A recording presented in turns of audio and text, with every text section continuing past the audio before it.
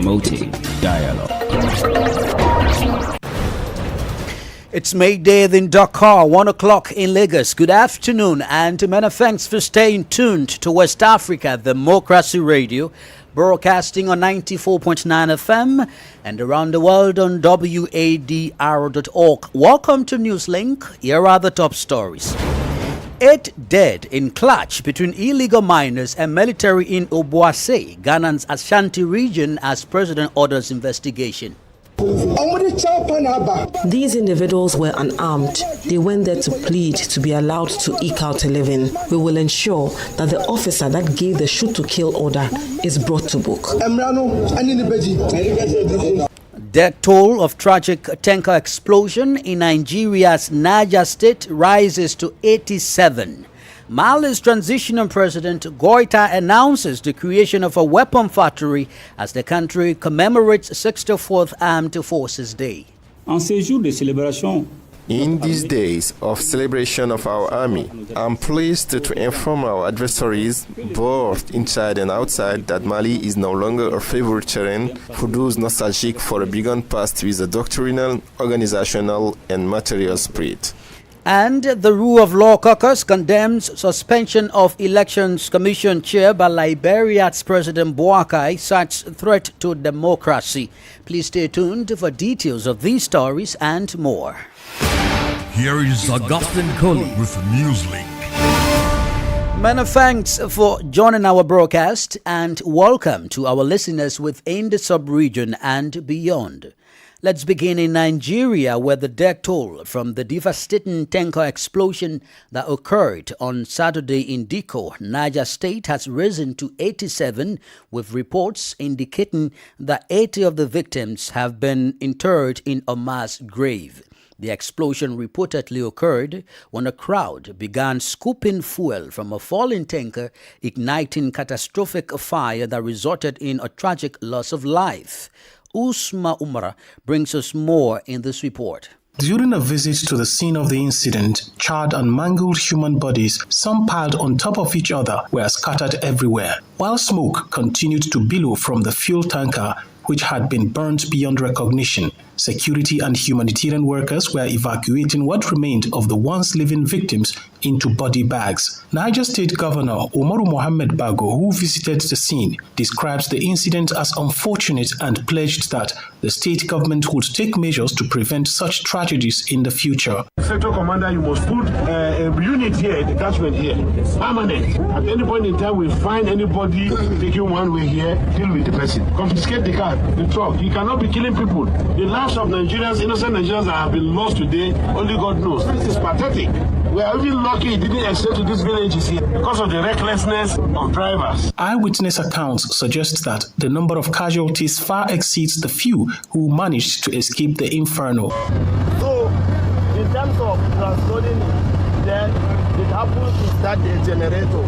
When they start the generator, that is when the explosion just started. Seriously, people that die here are more than people that escaped the fire. The human toll of these incidents is staggering, with over 265 lives lost in tanker explosions across the country in the past 5 months. In October 2024, a fuel tanker explosion in Jigawa State claimed the lives of more than 170 people, while in September 2024, 59 people lost their lives in a similar incident in Niger State. These repeated tragedies highlight the urgent need for stringent safety regulations and public awareness campaigns regarding the dangers associated with fuel handling. For Newslink on West Africa Democracy Radio, Usman Umar reporting from Abuja. Similarly, in Ghana, at least 8 illegal miners have been killed following a violent confrontation with soldiers guarding the Anglo Gold Ashanti mine in Obuasi. The overnight clashes have enacted concerns over tensions between local mining communities and security forces. A leaked internal document from Anglo Gold Ashanti advises staff to avoid wearing company uniforms or using company vehicles in Obuasi, citing security concerns. In response, Ghana's President John Dramani Mahama has ordered an investigation to uncover the circumstances surrounding the incident.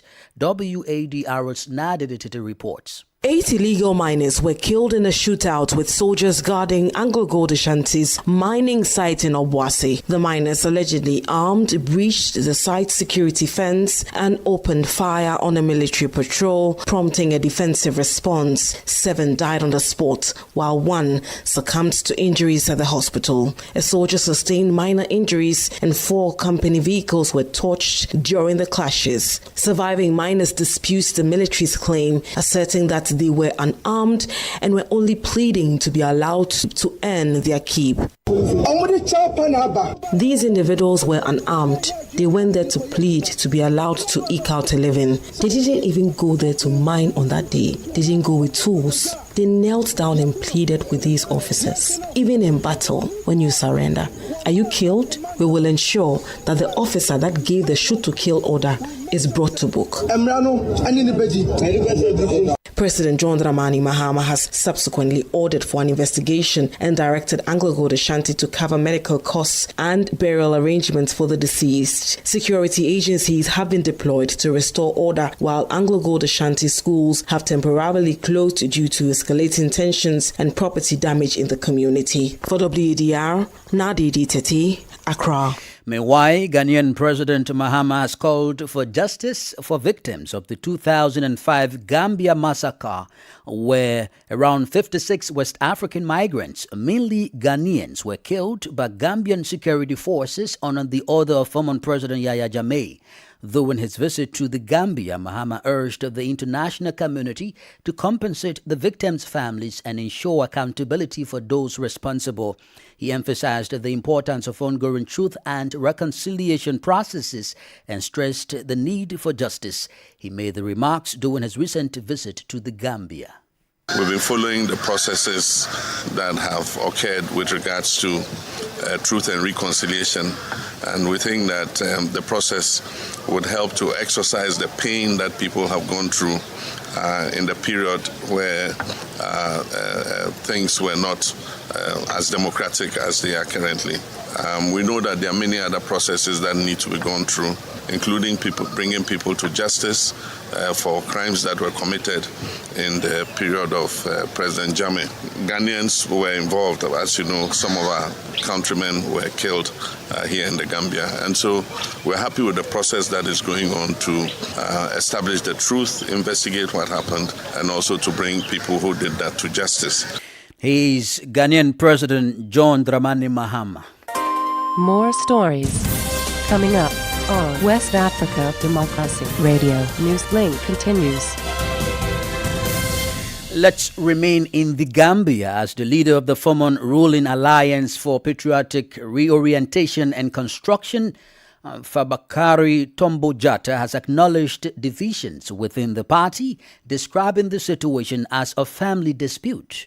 Jatta, who also serves as the Speaker of the National Assembly, defended the party's decision to form an alliance with the ruling National People's Party and called for unity among members. Sankule Janko tells us more in this report. During the party's non-elective congress held over the weekend, APRC leader Fabakary Tombo Jatta admitted to internal divisions within the party. We acknowledge that there exists division within the party, but it's a family dispute. We are resolved to recommit ourselves to ensure the unification of our family. These divisions emerged after the National Executive Committee formed an alliance with President Barrow's NPP ahead of the 2021 presidential elections. The move was strongly opposed by party founder and former President Yahya Jammeh. While some members have remained loyal to the APRC, others have declared their support for Jammeh. However, the current party leader defended the alliance with President Barrow. We consciously chose to be part of the grand NPP alliance because we, APRC, Gambia comes first and not the party. So we had no hesitation in the interests of Gambian people, Gambia's peace, stability, that we joined hands and came into an alliance with the NPP. Jatta urged the rest of the party's supporters to return for the collective benefit of the party. In this circumstance, I call upon our brothers, our brethren on the other side to come back to their home so that together we can sail this party through the turbulent waters. Our doors are open. The Jammeh-led APRC was once the Gambia's largest party, ruling the country for over 2 decades. However, since Jammeh's defeat in the 2016 elections, the party has seen a significant decline in influence. Today, it holds only 2 elected seats in parliament, a sharp contrast to its former dominance. For Newslink on West Africa Democracy Radio, I'm Sankilo Janko reporting from Banjul. Now, in Liberia, the Rule of Law Caucus, a group of lawmakers aligned with Embato Speaker J. Funati Kofa, has condemned President Joseph Boakai's decision to indefinitely suspend the chairperson of the National Elections Commission, Madam Devietta Brown-Lassanan, over actions deemed disruptive to public order and stability. The caucus has consequently called on the president to rescind his decision. WADR's Monrovia correspondent Grace Joshua has the details. The president's decision to suspend Madam Brown-Lassanan indefinitely followed an investigation into administrative action deemed disruptive to the public. These include the unilateral closure of the National Election Commission for 1 month without the National Election Commission Board of Commissioners approval, a violation of the 1986 new elections law.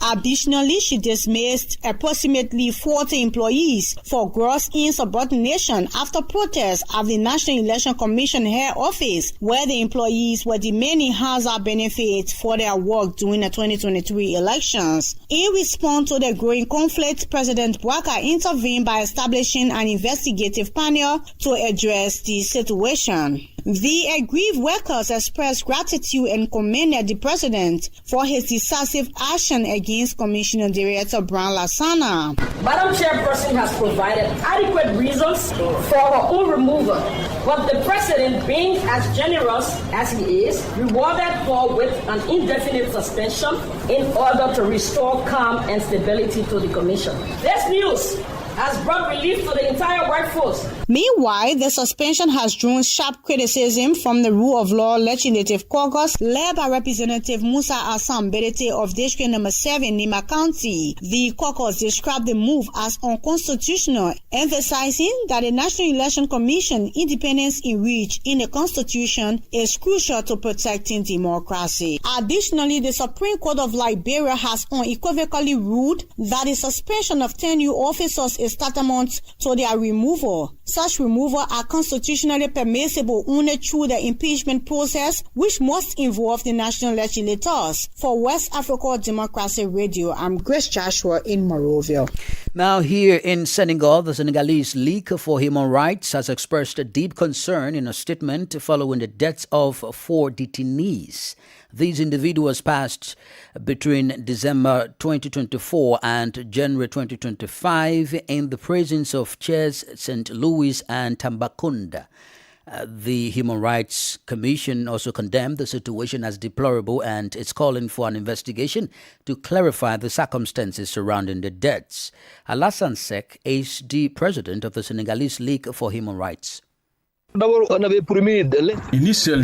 we had promised the establishment of a freedom judge, and for us, this remains an urgent priority. We cannot fathom that a prosecutor at their own discretion or based on whims can arrest people at will or throw them into prison. The conditions in our prisons are entirely unacceptable and inhumane.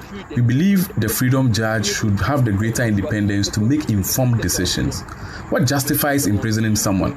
We've observed that prosecutors often view prison as their default response, and this is something we strongly condemn. For us, prison should always be the last resort. We cannot continue to imprison people for trivial matters such as land disputes or civil cases. Imprisoning someone should never be the first solution.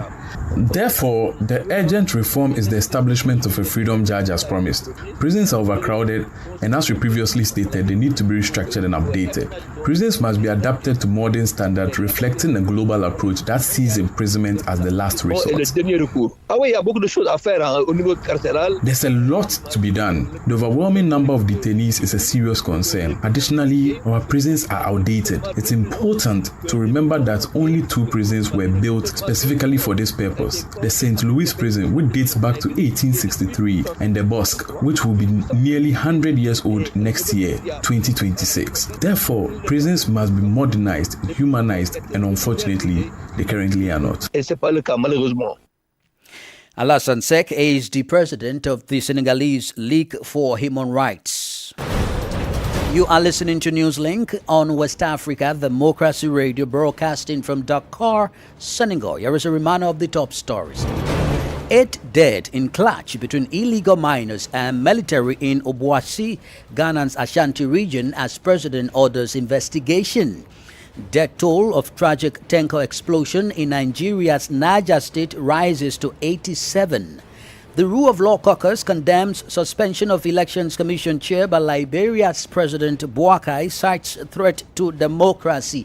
Still ahead in the news, Mali's transitional President Goita announces the creation of a weapon factory as the country commemorates 64th Armed Forces Day. We also have a press review, guest interview, and the sports news. Please stay with us.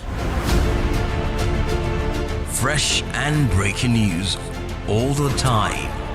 Hear it first as the news breaks, only on West Africa Democracy Radio. Newslink continues. Many thanks for staying with us. That's a reminder, we are streaming live on YouTube at WADR News and on Facebook, WADR English Service. Let's cross over in the Sahel region, precisely in Mali, as it has been over 3 weeks since the opposition figure Ibrahim Nabi Togola disappeared in the capital Bamako. The president of the party, New Vision Mali, was adopted by armed men while preparing to launch a movement demanding a return to constitutional order. His disappearance has caused great concern among his family and friends who believe he may be detained by state security.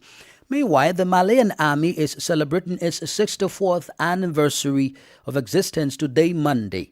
During the official commemoration ceremony in Bamako, General Assimi Goita announced the creation of an arms industry and the strengthening of the capacities of the farmers. Mali's transitional president said the industry will be a weapon factory for the country's army. Here is an excerpt of Assimi Goita.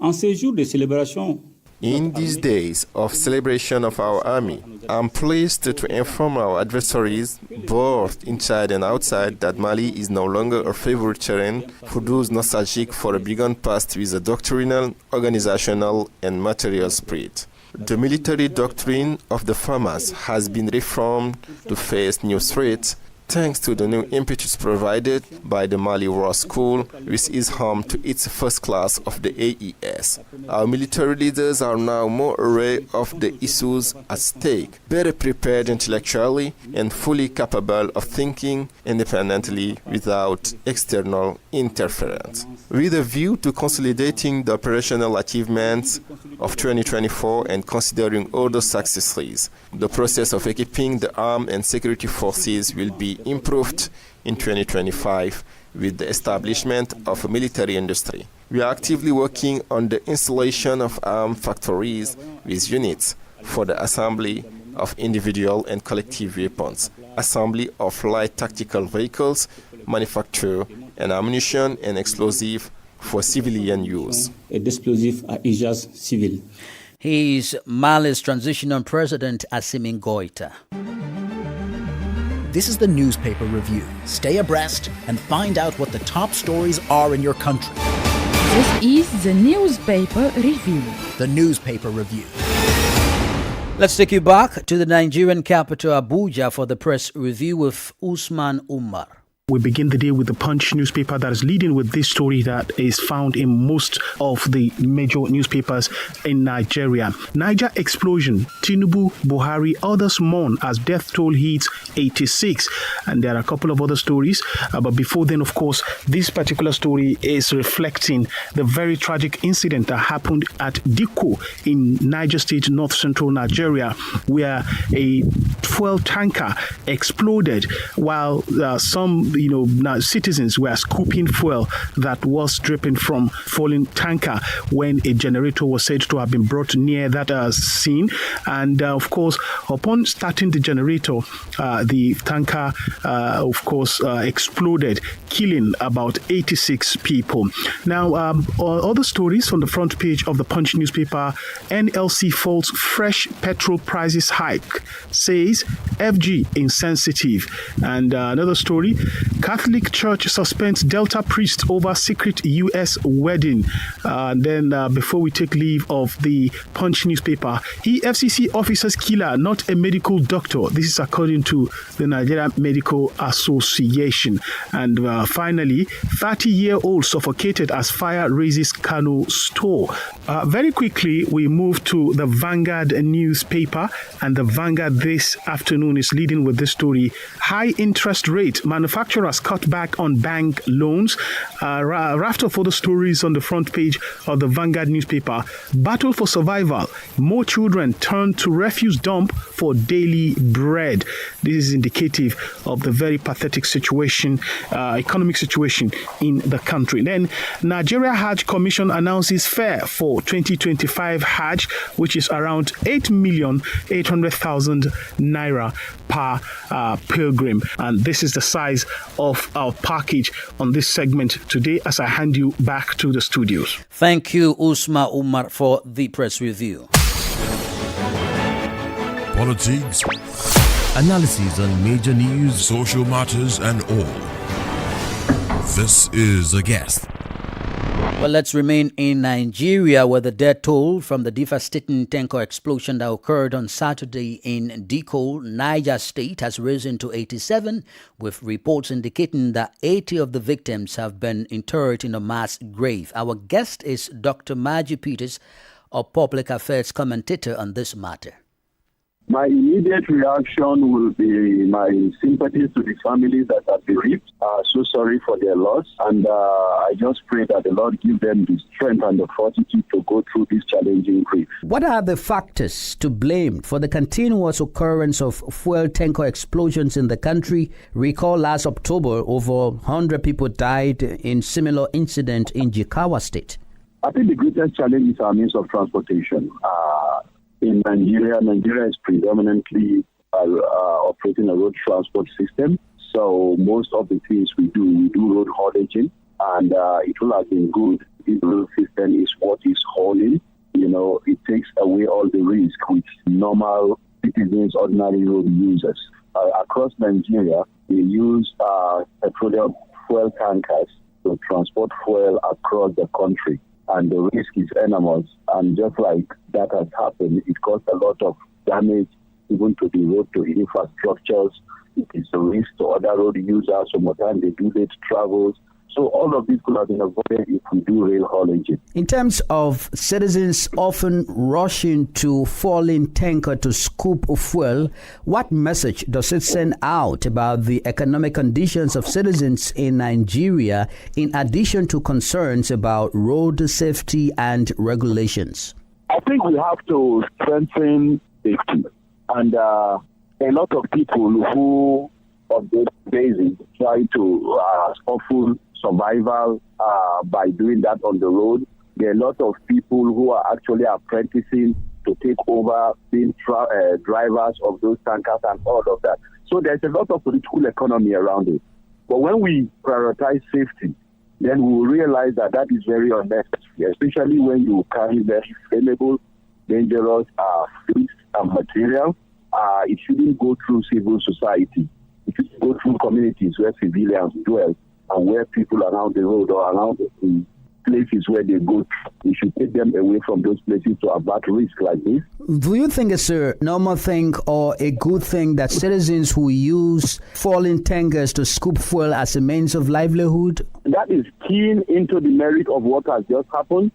When tankers drive, there are a lot of people that follow around it because, one, they have stopovers. I'm just looking at the political economy of road haulage. But then the risk of people scooping fuel, I didn't hear that initially, of scooping fuel or gas or diesel is actually a very unintelligent thing to do because it is highly flammable. And I'm shocked if people will still be doing that with all that has happened in the South, in the North Central, and all of the places where that has happened. So I will never encourage or support that people should go scooping fuel, irrespective of how hard life is. Don't put your life on the line because you want to get a little thing that you will be able to get little money out of.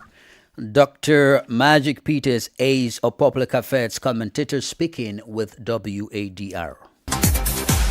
And here is Sankule Janko with sports.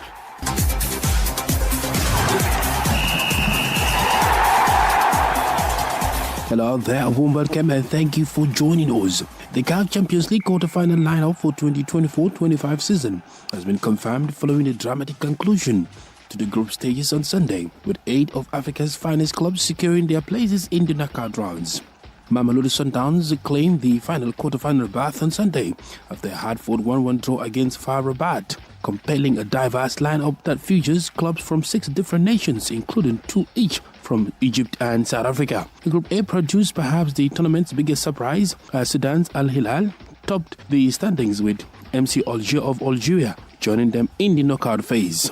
The Moroccan champions FAR Rabat finished top of Group B ahead of South Africa's Mamelodi Sundowns. Orlando Pirates of South Africa emerged as Group C winners, alongside record champions Al Ahly in second. Group D saw Tunisia's Esperance continue their impressive form to claim top spot, while Egypt's Pyramids secured runners-up position. The quarterfinals are scheduled for late March and early April. The first leg will take place on March 28th and 29th, with the return fixtures set for April 4th and 5th. This year's champion will be crowned following a 2-legged final, with the first match set for May 24th and the return leg scheduled for June 1st, 2025. And that's it for sports. It's back to you.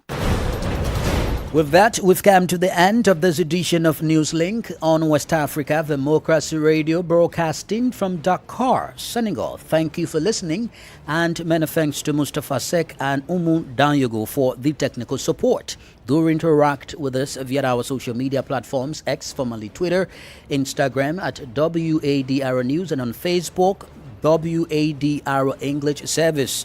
Coming up at the bottom of the hour is our flagship health program, Well Buddy. I am Augustine Cully. Good afternoon.